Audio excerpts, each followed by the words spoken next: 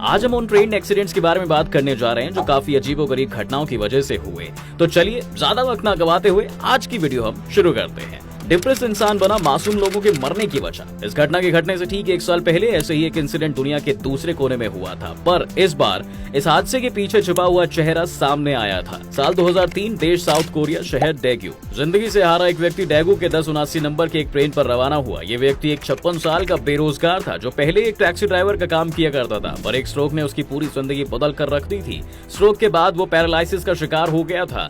अपने medical treatment से खुश न होकर इस इंसान ने अपनी जिंदगी खत्म करने का मन बना लिया, पर ये ऐसा नहीं बल्कि सबके सामने करना चाहता था। तो इसी वजह से ये 2 गैसोलीन के कंटेनर लेकर चढ़ गया। ट्रेन में चढ़ने के बाद लोगों के सामने लाइटर और गैसोलीन का डब्बा हिलाकर लोगों को अपने इरादे दिखाने लगा। जाहिर सी बात है कि ये सब देखने के बाद लोग अपनी सुरक्षा के लिए इनसे डब्बा छीनने लगे। इसी वजह से झगड़ा भी हुआ और मारामारी भी। इसी के बीच में एक डिब्बा नीचे गिर गया और उसमें लाइटर जाकर गिर गया। इत्तेफाक की बात यह है कि ये तब ही हुआ जब ट्रेन अपने अगले स्टेशन पर पहुंच चुकी थी। इस मेट्रो के कुल 6 डिब्बे में 2 मिनट के अंदर अंदर आग फैल गई थी। इस हादसे का इम्पैक्ट असल में बढ़ना तब शुरू हुआ जब पीछे से आ रही 1080 नंबर की मेट्रो ठीक उसके बाद आ पहुंची। ऑफिशियल्स के हिसाब से तो पीछे से आ रही ट्रेन सुरक्षित थी, क्योंकि उसके हिसाब से ठीक उसी समय पर हकीकत में ऐसा नहीं था। धीरे धीरे 1079 नंबर की ट्रेन की आग धीरे धीरे पीछे खड़ी ट्रेन तक पहुंचती चली जा रही थी। जैसे ही उस ट्रेन के ऑपरेटर को इस बात का पता चला तो वो ट्रेन के मास्टर की के साथ 1080 की ट्रेन को छोड़कर भाग गया। इस वजह से ट्रेन के अंदर फंसे हुए 79 लोग मारे गए। इन 2 ट्रेनों में लगी आग की वजह से 192 लोग मारे गए और 151 लोग जख्मी हुए, जिसमें से वो आग लगाने वाला भी शामिल था। जो खुद मरने गया था वो अपनी जान तो नहीं ले सका, मगर इस हादसे के बाद वो 192 मासूमों की जान लेने वाले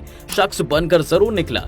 ये हादसा इतना खतरनाक तो दोस्तों की लोगों की बॉडी इतनी बुरी तरह से जल चुकी थी कि उनकी आइडेंटिटी पता लगाना बिना डीएनए टेस्ट के संभव नहीं था। 50 फीट बड़ा गड्ढा एक ट्रेन एक्सीडेंट ने कर दिया। इस बार भारत के किस्सों से शुरू करने के बजाय दोस्तों हम इस बार अपने देश से थोड़ा आगे बढ़ते हैं और दूसरे देश में हुए अजीब ट्रेन एक्सीडेंट्स के बारे में बात करते हैं।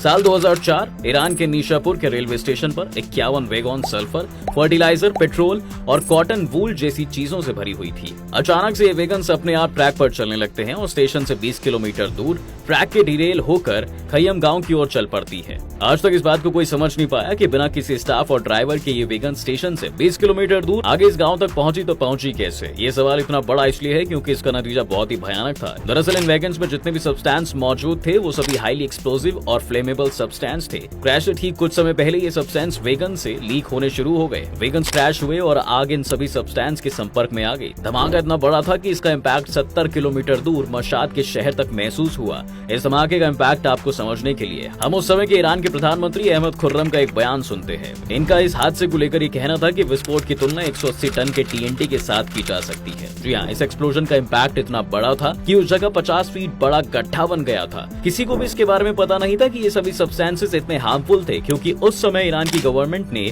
उसे हार्मफुल कैटेगरी का टैग पहनाया ही नहीं था। अगर उस समय इसके बारे में लोग अवेयर होते तो शायद इतना नुकसान होता ही नहीं जितना असल में हुआ था। इस हादसे में करीबन 300 लोग मारे गए थे। आज तक इस धमाके को लेकर बस यही स्पेकुलेशन की जाती है कि हो सकता है कि किसी वर्कर ने जानबूझकर इन वैगन्स को अलग किया हो। भैंसों से टकराई ट्रेन, बाहर आ गया इंजन। दोस्तों इस वीडियो को खत्म हम भारत में हुए हादसे से ही करते हैं। आइए, एक ट्रेन मुंबई में गांधीनगर जा रही थी। गोरादपुर वातवा स्टेशन के बीच ट्रैक पर अचानक से 3 से 4 भैंसें आ जाती हैं। अब इतनी तेजी से चल रही ट्रेन इन भैंसों को देखकर अचानक से खुद को रोक तो नहीं सकती थी। इम्पैक्ट होना तय था। इस एक्सीडेंट की होने की वजह से ट्रेन के अगले हिस्से को कुछ हद तक नुकसान पहुंचा। हालांकि ट्रेन में कोई भी बड़ी खराबी नहीं आई थी। जो भी नुकसान था उसकी वजह से पहले ही दिन वंदे भारत का एक साइड से इंजन बाहर आ गया। जानवरों के अवशेषों को हटाने के बाद 8 मिनट बाद ही ट्रेन को आगे बढ़ा दिया गया और यह समय से गांधीनगर पहुंच गई। उन्होंने कहा कि रेलवे की ओर से आसपास के गांव के लोगों को समझाया जा रहा है कि ट्रैक के आसपास मवेशियों को खुला ना छोड़े। 30 सितंबर को ही प्रधानमंत्री नरेंद्र मोदी ने इस ट्रेन को हरी झंडी दिखाकर रवाना किया था।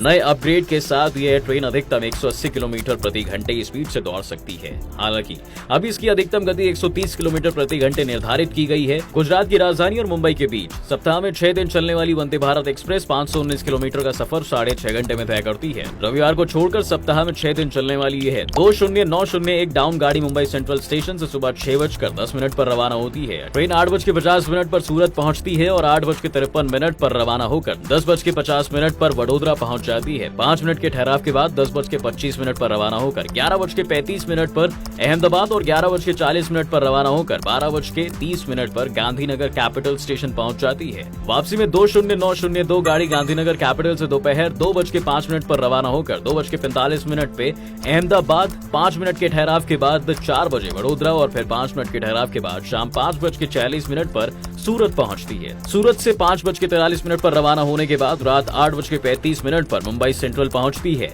एक फोन की वजह से हुआ हादसा। दोस्तों, लॉस एंजलिस के पास चैट्सवर्थ में 2008 में 2 ट्रेन के बीच एक बहुत बड़ा हादसा हुआ था। Metrolink commuter train 3 Bombardier bi level coaches को अपने साथ लिए 3:35 पर मोर पार्क के लिए निकलती है। 40 मिनट बीत चुके थे और इस ट्रेन पर 222 लोग सवार हो चुके थे।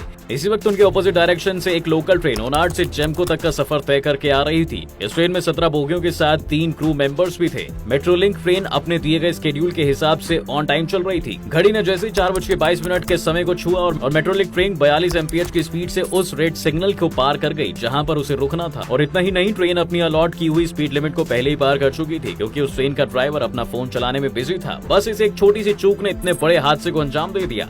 दोनों ही ट्रेन एक ट्रैक पर जा पहुंची और एक दूसरे से टकरा गई। अब अगर इसके अंजाम की बात करें तो सबसे पहले दोनों ट्रेनें पूरी तरह से तबाह हो गई। 25 लोगों को अपनी जान गंवानी पड़ी और 135 लोग पूरी तरह से घायल हो गए। और इस एक छोटी सी लापरवाही का खर्चा करीब $500 मिलियन आ गया था। अगर हम उस समय के भारतीय रुपयों में गिने तो ये आंकड़ा तकरीबन 3000 करोड़ रुपए के नुकसान कब झेलने पड़ा। इस एक्सीडेंट को यूनाइटेड स्टेट्स में 1993 में हुए बिग बाय यू कैन नॉट ट्रेन डिजास्टर के बाद सबसे बड़ा एक्सीडेंट माना जाता है। इस केस को लेकर कई सारी कंट्रोवर्सीज सामने आ चुकी हैं। कुछ का मानना है कि उस ड्राइवर को सिग्नल ढंग से दिखाई ही नहीं दिया होगा क्योंकि ट्रैक पर लगे सिग्नल उस समय मेल फंक्शन कर गए होंगे। पर वीडियो एविडेंस के हिसाब से ट्रैक पर लगी हुई लाइट्स काम करती हुई नजर आ रही थी। इसके अलावा पीटीसी यानी कि पॉजिटिव ट्रेन कंट्रोल नाम के टीम पर काफी ज्यादा फोकस किया गया था। ये एक ऐसा सिस्टम है दोस्तों जो ट्रेन के लिए एक प्रोटेक्शन सिस्टम की तरह काम करता है। इस एक्सीडेंट में इस सिस्टम की कमी साफ झलकती हुई नजर आई थी। अगर इन ट्रेन में पीटीसी का ढंग से इस्तेमाल किया गया होता तो शायद कोलिजन कभी होता ही नहीं। तो अब आपके हिसाब से इसमें से कौन सा हादसा जिसे सुनकर आप सबसे ज्यादा शॉक हुए हो, हमें कमेंट सेक्शन में जरूर बताएं। अपने व्यूज भी हमें कमेंट सेक्शन में बताएं। अगर आपको ये वीडियो पसंद आई हो तो लाइक और शेयर का बटन जरूर दबाएं।